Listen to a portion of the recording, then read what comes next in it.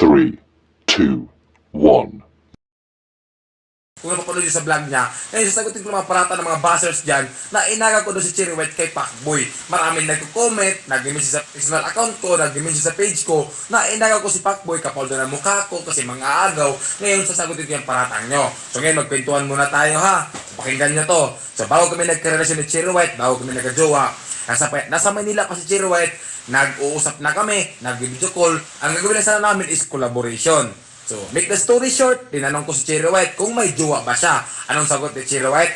Wala akong jowa, matagal na akong walang jowa. So, siyempre ako yung taong hindi may pagkamerites, hindi na ako nagtanong about sa kanya. Kung about sa kanya kay Pacboy, ang sa akin lang is komportable na ako na wala siyang jowa. So, siyempre ako din naman na wala akong jowa.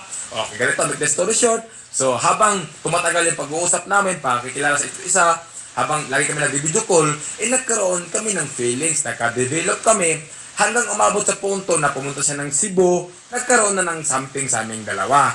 So, wag yung sabihin na inaga ko si Cherry White kay Pacboy. So, imposible naman ang babae papatol sa isang lalaki na may karelasyon.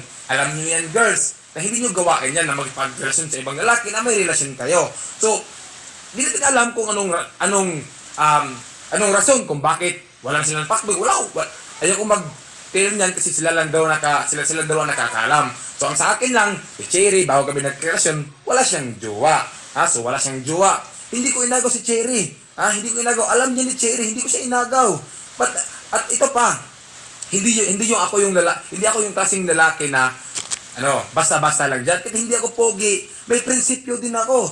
Ako yung lalaki na pag nilawayan na ng iba, ayaw ko na yung lawayan. Ganoon ako, hindi ako yung lalaki na makipaghati sa isang babae lang. Ayaw ko na may kahati. Kaya wag yung sabihin na nang aagaw ako kay Cherry White.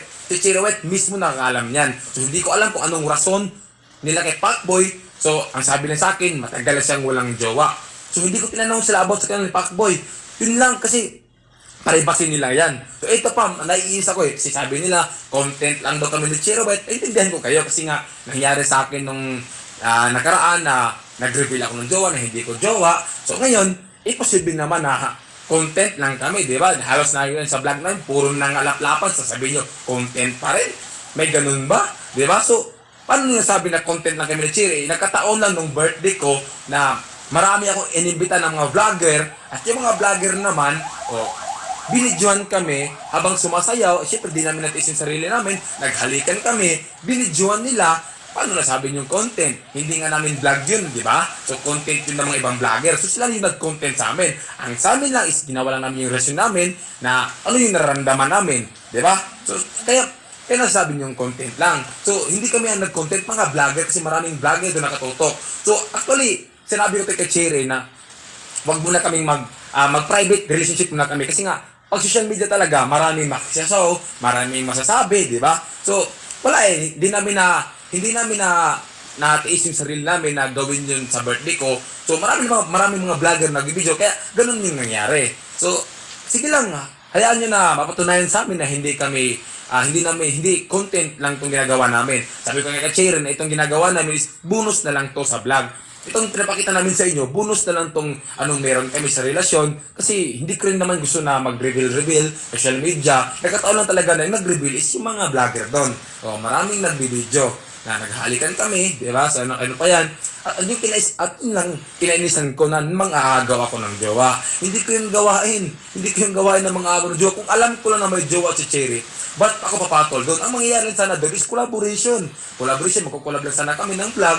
Siyempre, wala siyang jowa. Wala din akong jowa. Nagkamahalan kami, di ba? Nagkagusto kami sa isa't isa. So, hindi ko kasalanan yun. Kung si Cherry ay may karelasyon siya, o tinago niya sa akin, may jowa pala siya, hindi ko kasalanan. Kasalanan ni Cherry yun. Na nagpag-relasyon siya sa akin na may karelasyon pala siya. Yung inamin sa akin, wala siyang jowa, di ba? So, hindi ko kasalanan yun. Kasalanan ni Cherry yun. Pero, wala naman talaga. Totoo naman talaga na wala siyang jowa. So, yun lang. Huwag niyong sabihin sa akin na manghahagaw ako. Kasi hindi ko yung gawain. Hindi ako yung tao na nakikipaghati sa isang babae. Kahit hindi ako pogi, hindi ko manghahagaw. Hindi ko gawain yun. Ayokong sasakit ulo sa kakaisip. Yeah. Di ba? Kaya wag yung sabihin sa akin ha, nangaagaw akong Diyos. Yun lang, naiinis lang talaga ako sa mga bashers. Pasensya nyo, di ako nagalit. Nagpalabas lang ako ng aking nararamdaman sa mga sinasabi sa ibang tao dyan. Kasi, ito lang ako, nagpakatotoo lang ako sa kay Cherry. So, yun lang, pasensya na kayo kung ano yung, kung parang galit ako. Naiinis lang talaga ako sa mga